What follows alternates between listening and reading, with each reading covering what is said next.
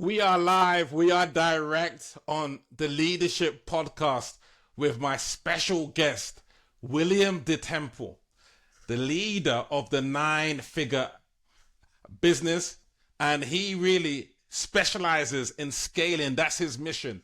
76 clients to 10 million, 51 clients to 25 million, 15 clients to 50 million, and multiple clients to 100 million, which is going to talk to us about later on in this podcast. It is a pleasure to welcome you onto this podcast, William. Thank you for the pleasure. I definitely appreciate it. Welcome today. Well, thank you for having me. Amazing. So, just to start off, it might be nice just to kind of get a gauge of, I know you help people to, scale towards the 100 million mark, hence the nine-figure company. But speak to us about what you do specifically for companies and what type of companies you can help the best. There is no company that we cannot help. Okay. Okay. Let me put it that way. I've been doing this for 22 years, and prior to the 22 years I've been doing business coaching, I founded and scaled 4 of my own companies and sold all of them. And in that process, I learned that big public companies like to buy smaller companies. So that's why we coach our business owners how to scale and grow their companies to get them large enough that they're attractive to a big public company to be a tuck-in. So our goal is always grow them to at least $100 million. Our biggest success so far as a company, we took to $2 billion. And we've got lots of companies that are in this growth stages. So, just because they're at 50 million right now doesn't mean that they're not on their way to 100 million. Okay? So the stats that you gave are all valid stats, but we do a lot more than that. So, my passion, just to get it out there, my passion is all about creating good, sustainable jobs. Amazing. Okay. And I do that by coaching business owners how to scale their companies. Okay. Because the larger a company gets, the more employees it needs. But the secret is our goal is always to get them to have at least 20% net profit. Amazing. Because if you don't have 20% net profit, you're struggling. And you don't have surplus cash to be able to reinvest into the company to scale the company. Now, with us, we have many sources of capital. So companies that need to grow and are looking for capital, we can provide them capital. We provide them the coaching. And a lot of the lenders that are willing to put money into the clients we work with are willing to do it because they know we're coaching them. And they know that our success rate, for 22 years, I've been helping companies scale and grow. So we've got a great reputation with the financial world to get companies capital that's non-dilutive. Amazing. Do you know what that means? It means, I don't know, that it's flexible terms, I'm guessing. Let me know, yeah. Well, non-dilutive means that you're not giving up equity in your company. Okay, yeah. To get the capital that you need. And I see too many entrepreneurs with really great companies out there having investors come in rather than lenders come in. And investors putting up $500,000 or whatever the case may be. And the entrepreneur thinks, hey, this is great, $500,000, Well, you know what? $500,000 doesn't go anywhere. It gets burned up so quickly. Yes. So that's why you need proper lines of credit, because as the company is growing, you can grow your line of credit. 100%. Okay? Yeah. And now you're not diluting the company with more shareholders coming in. And then once you get shareholders coming in, You have to comply with all these SEC rules and regulations, and it just becomes a nightmare. Makes And complete sense. I try to help our clients avoid nightmares. Okay? Okay. No, that's very powerful. So tell me, in terms of the track record that you have, what are the top 3 things you like to implement for your clients to help them to scale? So give me some of the ingredients. Well, the first thing we do with a new client is we do a thorough due diligence on the company to find out where their strengths are and their weaknesses are. Okay. Okay? Now, there's what I refer to as 8 primary internal practices every company must have to achieve success. Okay. And the majority of time when we bring on a new client, we take a look, we do the due diligence on them, and we find out of those 8 primary internal practices, they may only have 4 or 5. And so they have basically potholes that they stumble into all the time that are preventing them from scaling. I mean, it's like trying to drive a racing car on a track, but having potholes on the track and having to weave around shit and everything else. It's a pain in the ass. Makes So we sense. help them avoid all the pain points. Okay. Okay, cool. So they shortcut that process by avoiding the potholes and being able to move freely along. They take the elevator. They kind of get there a lot faster. So no, that makes sense. What does a typical day look like for you, William? A typical day as a CEO of this company. Well, I generally start my day pretty early in the morning because I grew up on a ranch, and so I got in the habit of being up at 4 o'clock in the morning to go out and do all the farm chores before doing all the other stuff we have to do.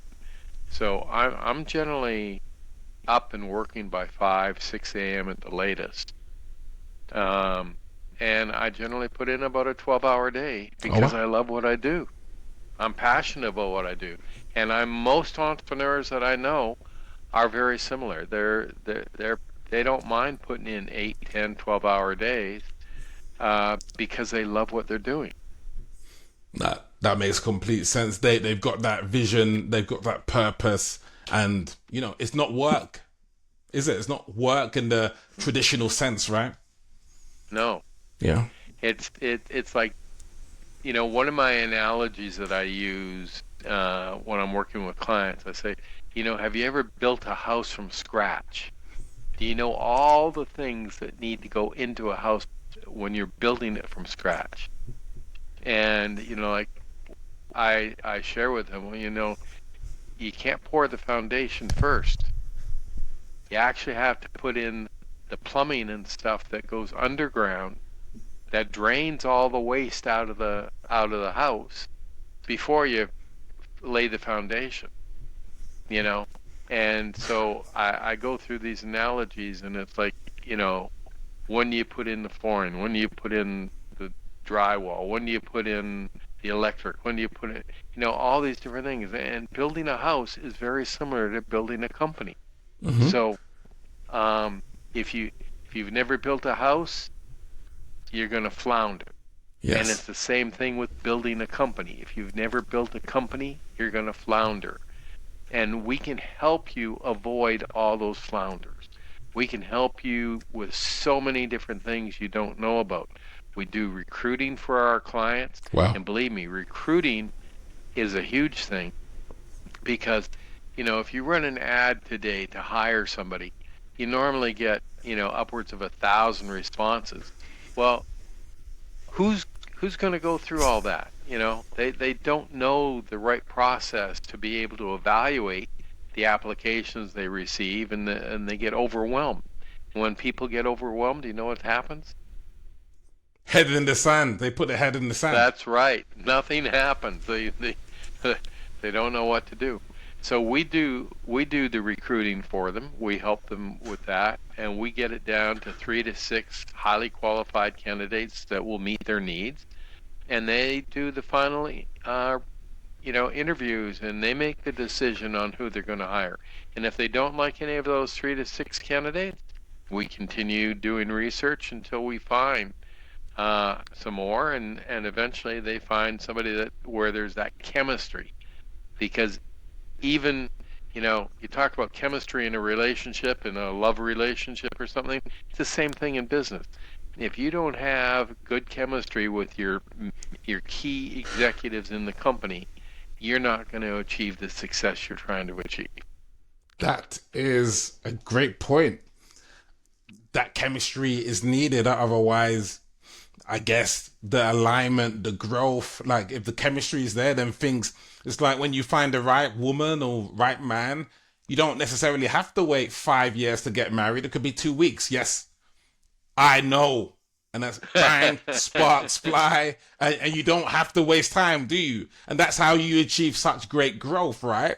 Because the chemistry and the relationships are there, so, time gets collapsed, right?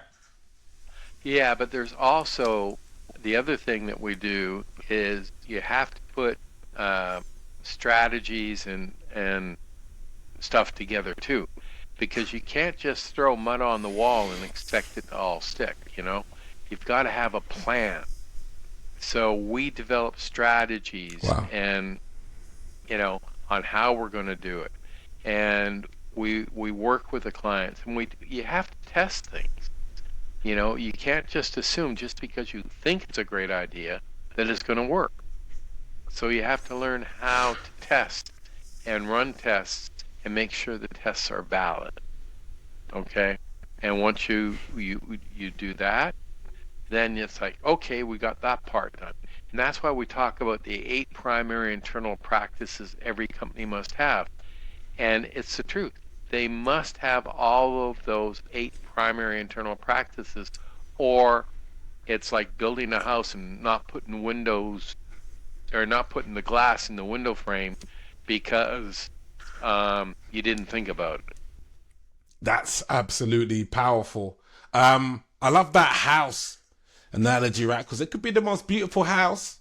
If it's not built with the right plumbing, the right pipes installed, then that house is not going to have heating, not going to have water, and you're soon going to be out of that house. It's like a car needs to have an engine. No matter how beautiful the car is, got to have an engine. So, very powerful. What major shifts? Yeah, but a car not only has to have an engine, it has to have a transmission and a drive shaft, and it's got to have axles, and it's got to have wheels. Yeah. You see?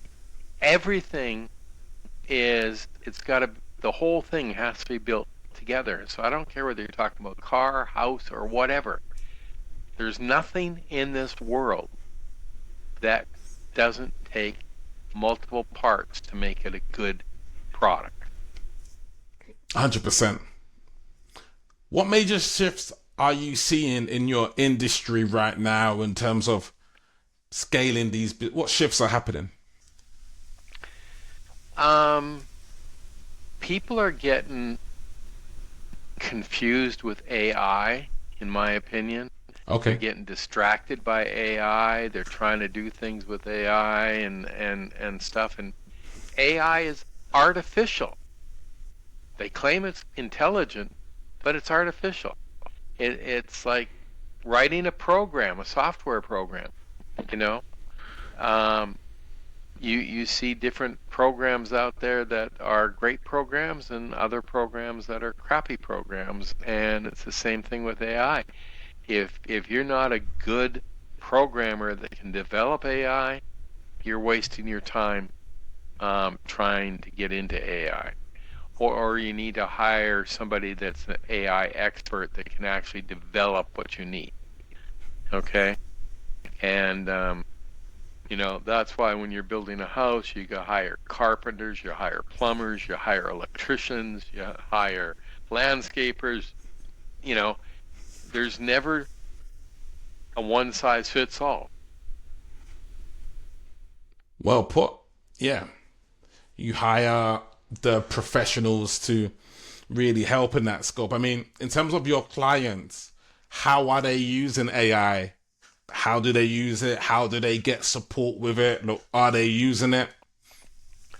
I've only got one client right now that's using AI, and he was super enamored with AI and jumped on the AI bandwagon and put a lot of time, energy, and effort into AI.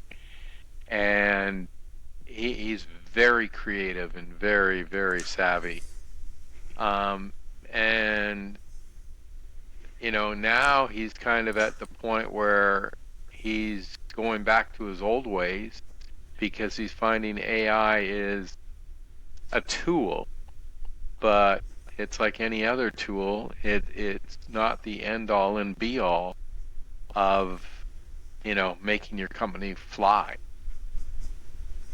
and that's why, we coach our clients on how to scale and grow their companies. And that's why, we named the company Nine Figure Company, because nine figures is 100 million. And we've actually grown several billion-dollar companies in the process. So, I don't care whether a company grows to 50 million and then they decide they want to sell it, or if they grow it to 100 million or 200 million or whatever. It's totally up to the client. I'm just a coach. And that's like, like football season starting again. And I mean, I don't know if you're a sports fan or not, but soccer, Liverpool right. in the UK, yeah, soccer. Right. Yeah. Okay, soccer, same type of thing. Is there one coach for a soccer team, or is there a bunch of coaches for a soccer team? There you go. There's the one. Yeah. In football, there's several coaches. Baseball, there's several coaches. Yeah. There is, I don't care if it's hockey. It doesn't matter what you're doing. Even in golf, they talk about the golfer that gets, the great scores, but how many coaches have been behind that golfer that's helped them become a pro? Yes. Yeah. That makes complete sense. And as a business owner, as business owners, we are professional athletes, and to have a team of coaches, there might be one head coach potentially, but there's different people in the team, different people working on different areas potentially, like you mentioned with the house analogy, where we get a plumber, we get an electrician.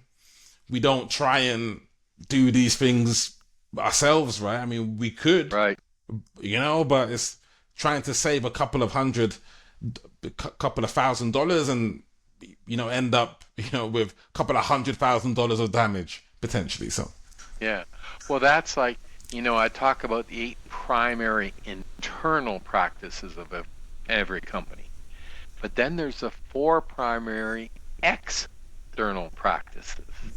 Okay, and the external practices are: who's your attorney, who's doing your contracts, who's giving you legal advice. And let me tell you, there's a lot of bad attorneys out there.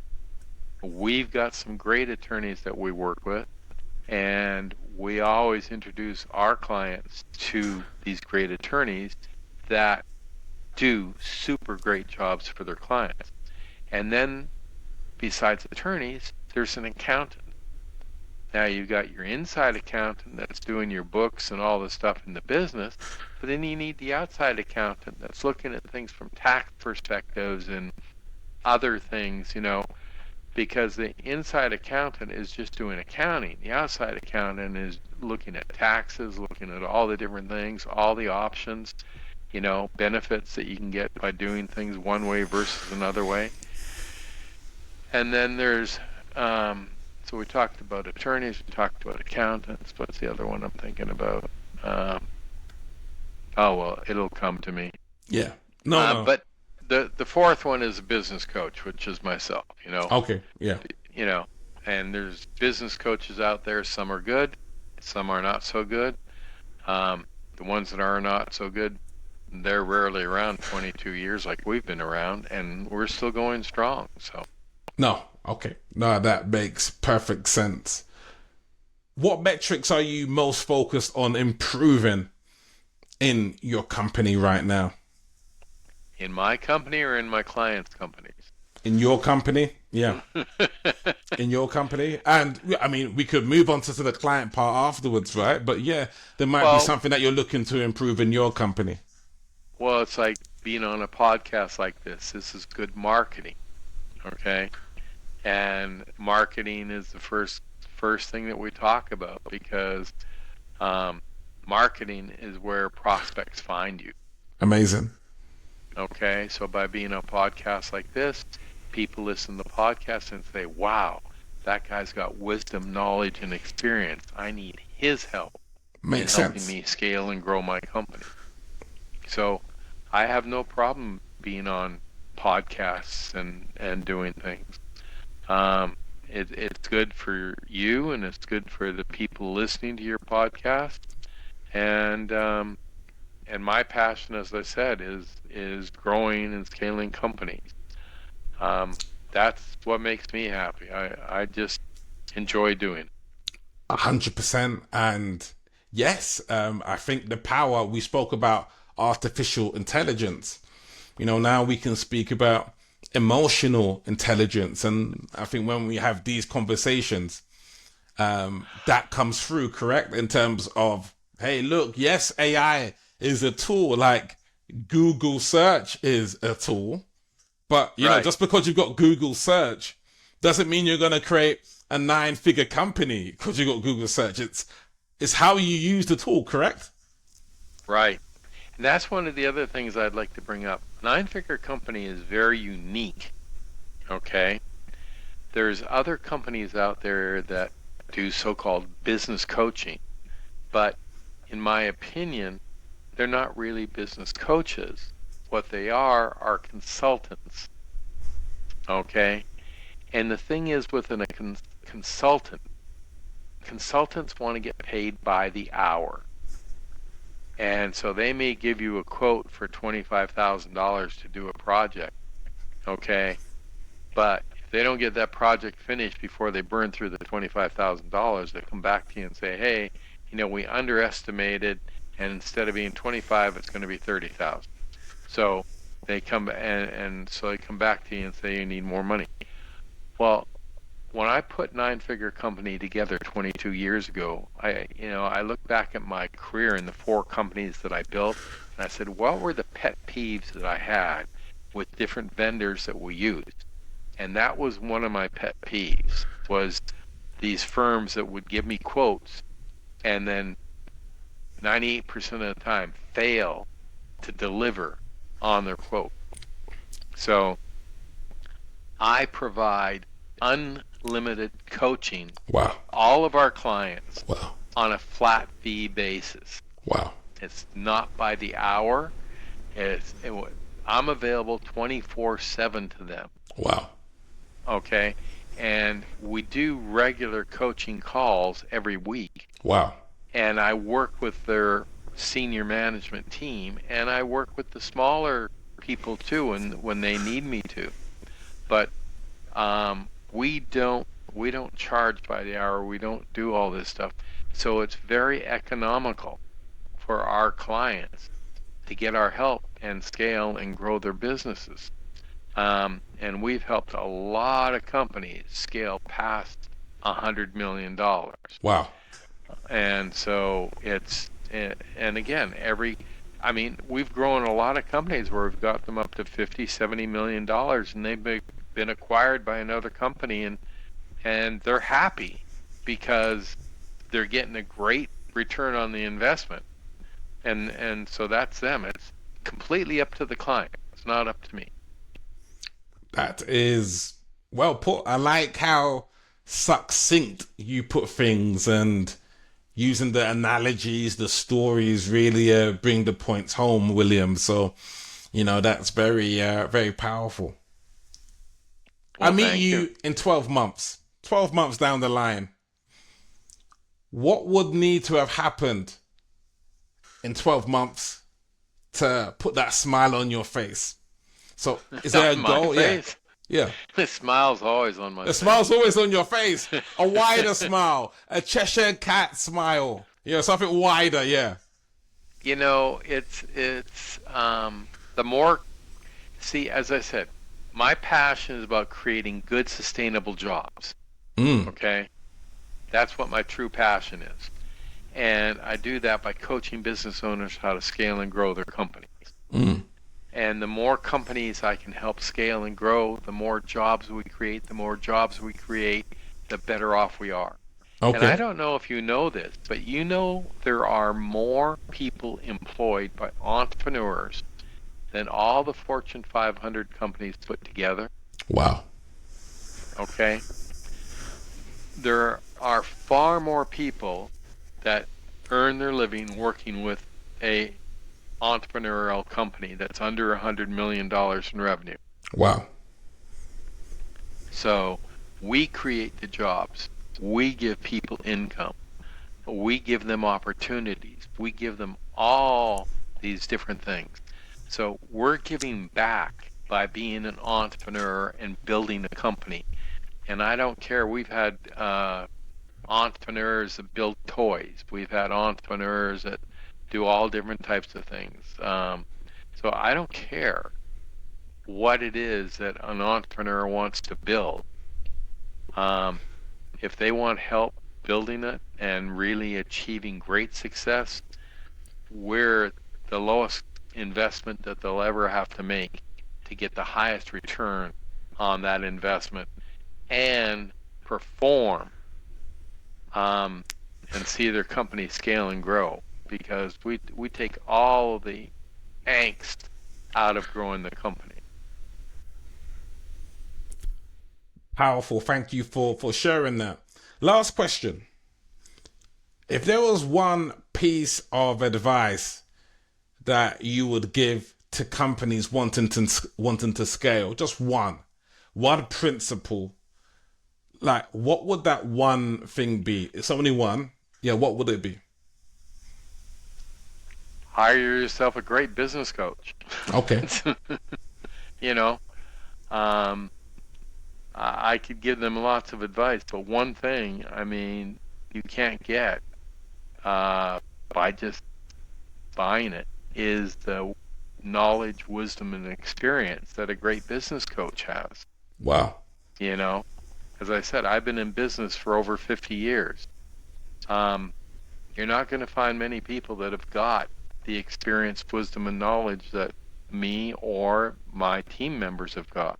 Wow. You know, and most of my coaches are retired executives. Wow. From a lot of them are from Fortune 500 companies. Wow. And so again, they've got tremendous connections. They've got all types of stuff. And it's, there's the old story. It's not what you know, it's who you know. Mm-hmm. Okay? Well, me and my team, we know a hell of a lot of people that are very influential. Yeah. Sir Richard Branson is a personal friend of mine. And I love going over to Necker Island and spending a week or two with him.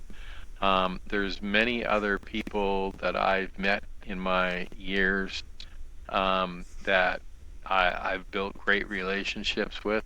So I can introduce people to whoever they need to be introduced to. In most cases, I can't guarantee I can introduce them to anybody and everybody, but there's lots of really great people out there that can help and are willing to help. So,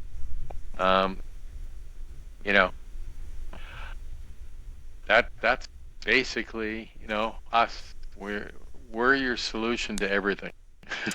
Perfect. And how can they get in contact with you? Like, this would be going out on LinkedIn, YouTube, the different platforms. Well, How can they get in contact? The best way to get a hold of me is by email. And Okay. my email is my first initial and my surname.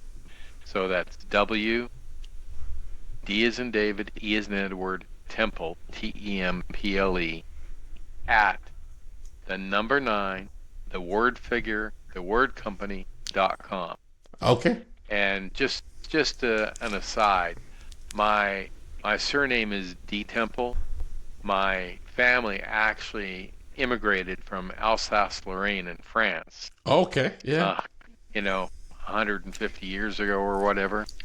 So, you know, my name's a little unique, and so, but I'm proud of it. So I like fine. it. Like, I think it's a strong name. William Well, is a strong name, right? Yeah, for sure. So it looks powerful in that regard. So I like the name.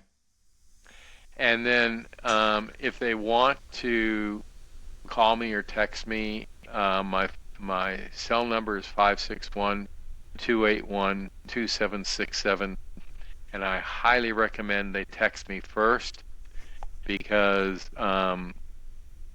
just send me a text with a little notice or message or something, and then I'll get back to them as quickly as I can. But it's difficult a lot of times for me to answer a phone call because I'm on so many. Of course. Coaching my clients is my core, so I spend a lot of time coaching clients, and then I appreciate people like yourself having me on their podcast because that also opens up doors and gets people to find me. Okay? No, that is extremely powerful. And look, I love how open you've been. I love your heart to serve and to share. And, may God keep blessing your company, granting you and your family amazing health. And yeah, I look forward to, studying more of your work and seeing more of your big heart. William, thank you for being a brilliant guest. I appreciate you. Well, thank you, Jay. And how can I help you? What can I do to help you improve your business? Amazing, amazing. So we're gonna maybe crack into that. We're gonna crack into that for sure, William. In that regard, I appreciate you, William. Thank you for everyone for watching. William, are gonna have a quick coffee right now. Cheers, everybody.